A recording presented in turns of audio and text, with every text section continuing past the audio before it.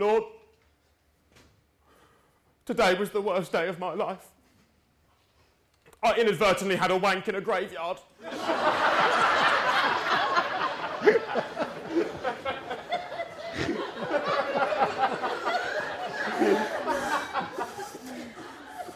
I didn't mean to. It's just, well, context is everything. So, I joined the parish church as a curate, straight out of Bible college. Fresh-eyed and bushy-tailed, I began to serve this community. And now look at me. I'm a full-on reverend. No-nonsense Christianity, that's what I say. Yeah, when I preach, the girls go wild. Throwing their knickers and flowers at me. Yeah. And the boys, well, they just throw punches, but that's all right. It's righteous anger. Well, it was all going fine, and then I met her. Delilah Butler Smith. 85 years of age, but my word, she moved like a 70-year-old. Artificial knees, hips, and never mind. Well, I'm on the dais one day, really going for gold. Oh, I felt like Queen at Wembley. Yeah, I was firing off blessings left, right, and centre. It was all going fine. I finished up the service. I said goodbye to Nigel and Pat, the two church wardens. I closed the church doors. I turned. And there stood, at the other end of the church, just behind the altar, was Delilah. Delilah, the service is finished, it's time to go. No response. So I said again, this time twice as loud, just in case her hearing aid has well and truly packed up. Delilah! The service is finished, it's time to go! Still nothing, so I approach. Place my hand on her shoulder. She turns. And with a steely grin, she says, my husband's dead, you know.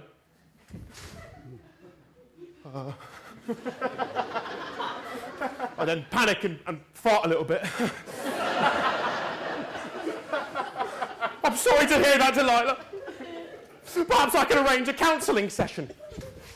I don't need counselling.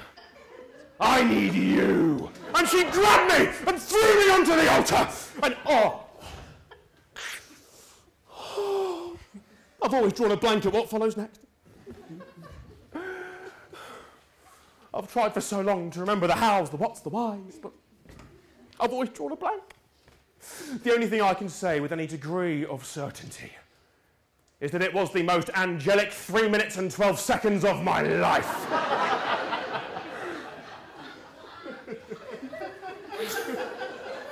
Well, Delilah left. Didn't say a word. I saw her the following Sunday.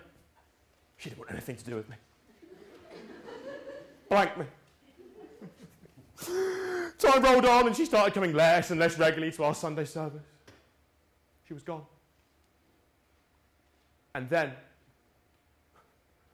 well, today was the annual church fete over at St Mark's, 4 streets away. It was lovely. Everyone had a good time. I won this Waitrose 3 cheese selection in the raffle.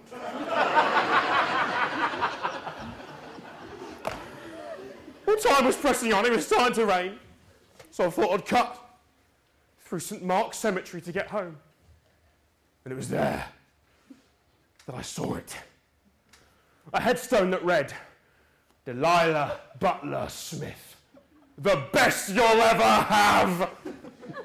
Oh, I couldn't contain my excitement, literally. So I just sort of went for it up against the wall in direction of the headstone. The gate creaked, I froze.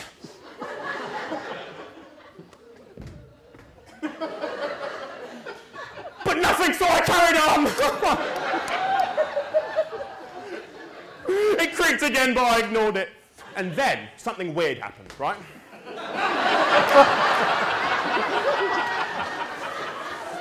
A squirrel ran through the gate and just stopped there looking at me.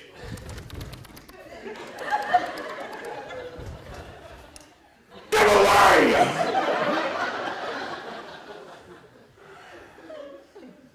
I knew you were sending me a sign, Lord, like an angel from heaven.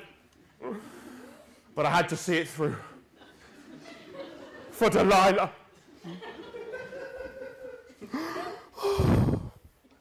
I was saving this for communion on Sunday. I'm sure everyone will be fine with blackcurrant cordial. As if those old biddies have an idea anyway. Most of them are pissed before they even get there, right? I know it's wrong to deceive, Lord, but... Well, look, even Jesus turned water into wine, all right? So, come on. God? You still there? Listen, to move this conversation along a bit, to make you feel like, you know, like a mate, can I call you something else? Maybe, I don't know, Barry? No, I know it sounds disrespectful, but I've never met a Barry that I don't get on with. Yeah. Is that cool? Barry? We've got a couple that come to our church. Lovely guys. One of them plays the organ. Magic fingers, they call him, although I'm not sure that's to do with the organ playing. He comes up to me one Sunday and says, Rev, can this thing go any louder? And I was like, fuck yeah, it can, Baz. He looks at me bewildered for a moment. I think my career's over. And he leans in and says, it's about time they put someone with balls in this church. He then invites me back to his for lunch. Right? Barry's wife passed away a few years ago. She had lung cancer, type 1 diabetes, was blind in one eye. Want to know how she died? Hit by a truck. Tragic.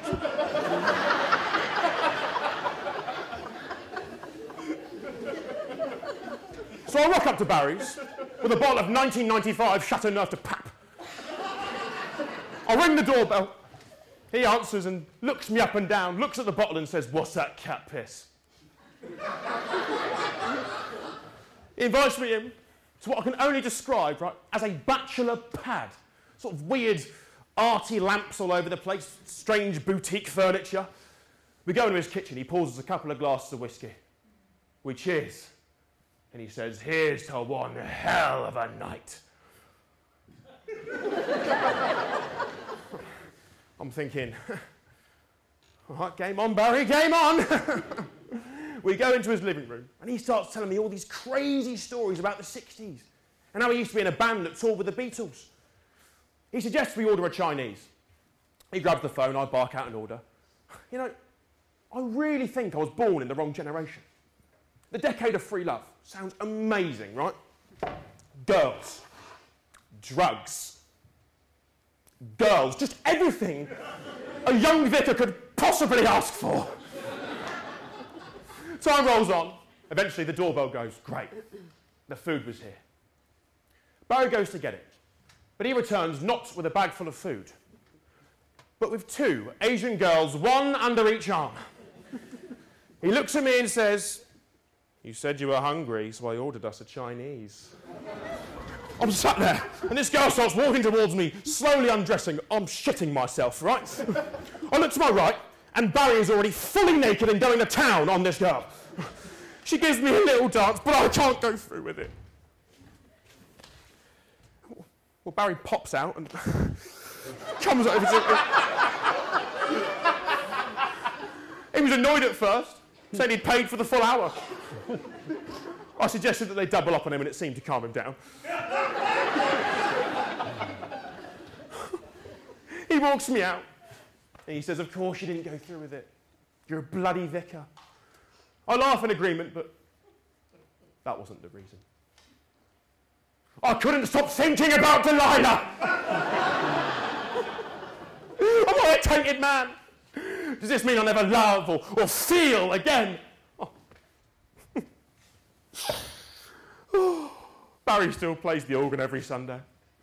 Every now and then he'll invite me back to his, but I know I can only ever let him down, so I normally decline. So maybe I shouldn't call you Barry then. Doesn't feel right.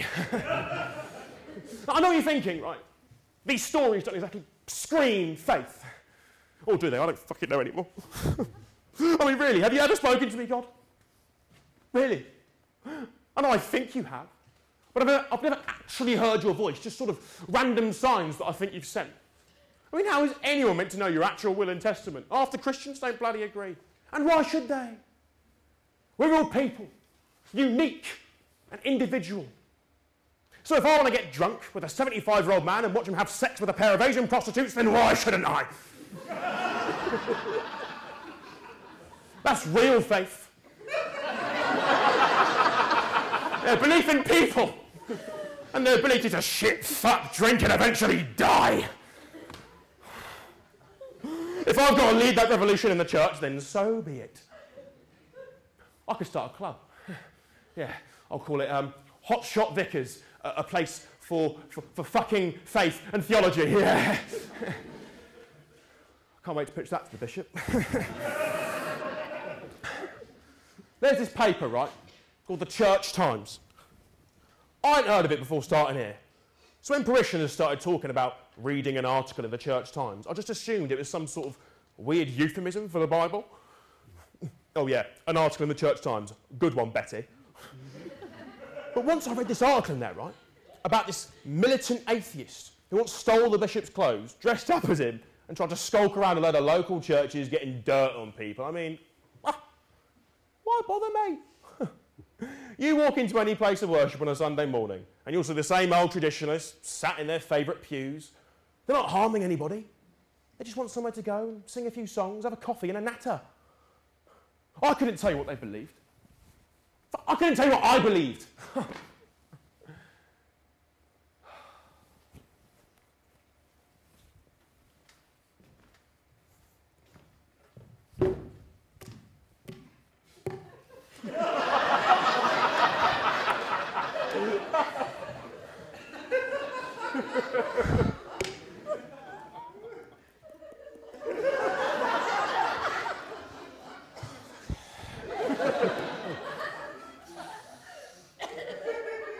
I was an introverted kid. Never really spoke to anyone at school. Never bullied or anything like that. But, you know, I had one mate.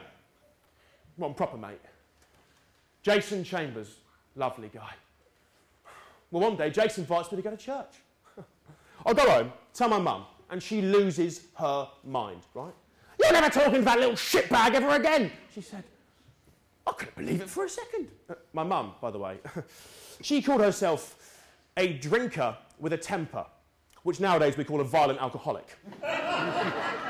Never towards me, though. I was a one piece of joy in life. Besides, she left the discipline to my drug-riddled father. Don't worry. The narcotics took care of him pretty quickly, and he was gone by the time I was 7.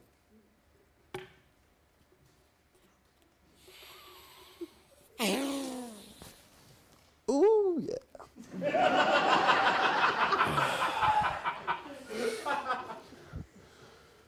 I could never understand why my mum was so against you, or against the idea of you. I think it's because she associated the church with people who were just a bit pie in the sky, always sort of trying to reach for something they can't find or see anywhere else. I defied my mum, obviously. And the following Sunday, I went with Jace to church. And it was all right. People smiled, they were friendly. I even got a bit of cake out of it. I mean, what 10-year-old boy is going to turn that down? My mum died a year later. And Jason's family agreed to take me in. And that was me. Hooked. Although, as you can see, it doesn't take much for me to get hooked on things. Oh no, right. A broken kid finds a faith and reverts back to his parents' old ways. Isn't it all just a bit obvious? But I've never hurt anybody. I've never removed my belt to take a swing at a poor, defenceless little...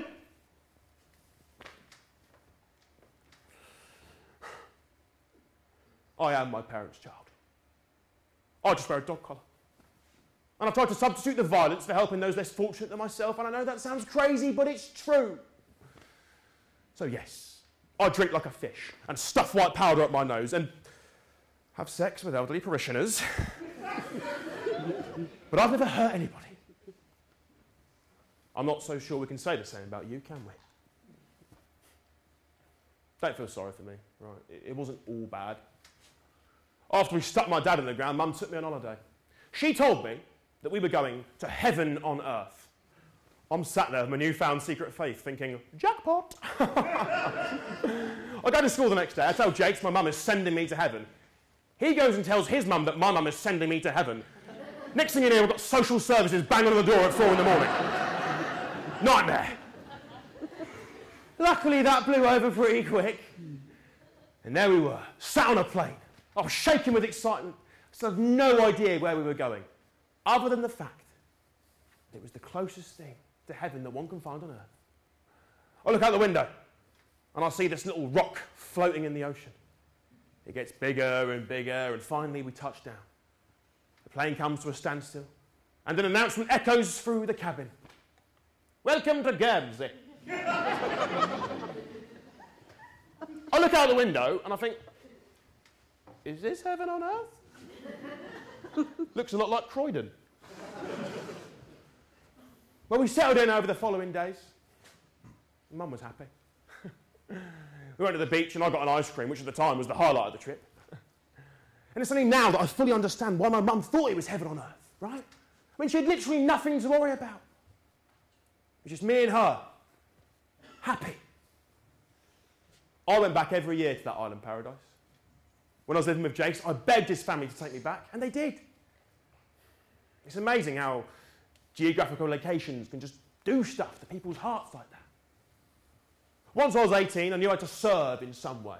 Not for any great sense of moral duty, but because no one questions those who serve, do they? And the last thing I need is a load of randomers sticking their nose in my business. Jason became a missionary in Rwanda. Right? I mean, it's weird, isn't it? Like, to us, being a missionary sounds quite cool and out there, but what were they thinking? I could just see it now, right? A load of, like, random Rwandan villagers talking about, like, Rwandan village stuff. Up pops this spotty white English kid saying he's on a mission from you to help him out. They're probably thinking, bloody hell, as if things weren't bad enough. But they haven't killed him yet. He still sends me postcards, so he seems to be enjoying it. You see, Jason believes that we exist to help others. And I couldn't disagree more. We exist to help others help themselves, right? Give a man a fish, blah, blah, blah. Give a man a fishing rod, blah, blah, fucking blah, right? That's the only way I can see it. I ain't got a self-righteous bone in my body. If you want to drink yourself to death or dance for strangers for money or literally do anything, I couldn't care less. That's your choice. That's why I serve you. I think. I don't know. I don't have a clue.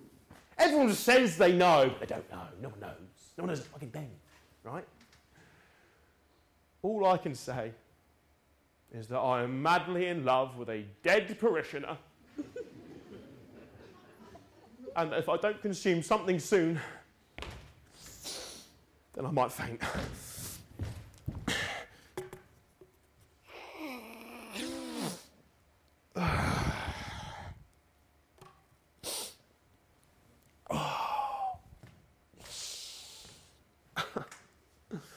Here's the question, right? Would I talk to you if I didn't believe in you? Let's look at the logic, shall we? I'm here, in my living room, given to me by the generosity of your church. And there's not a single person on this planet I would rather talk to, right? Than you, the great I am.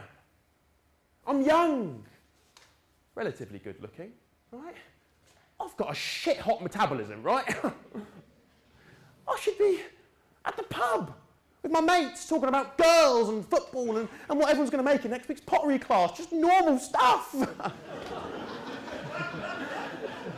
But instead today, I went to a church fete, won a Waitrose 3 cheese selection and masturbated in a graveyard. It's not normal behaviour.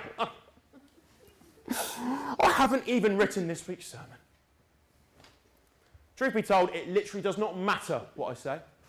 My regulars will love me, and my critics will silently resent me but say they love me anyway. Like a bloody Oreo McFlurry.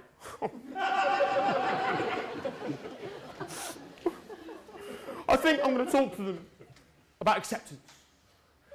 How does one truly accept themselves, let alone anyone else? I mean, you do it all the time. Can't be easy with people like me going on. And that's another thing, right? There are 2.3 billion Christians on this planet. I can't be the only one talking to you. Or you're just insanely good at multitasking.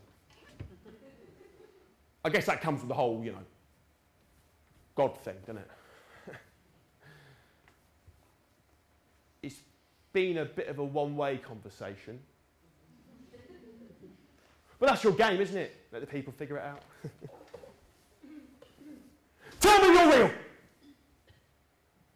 Even if it's in the form of Morgan bloody Freeman giving me your power for the week, just give me something. Please. No. You don't work on my time, do you? Why should you? I barely do.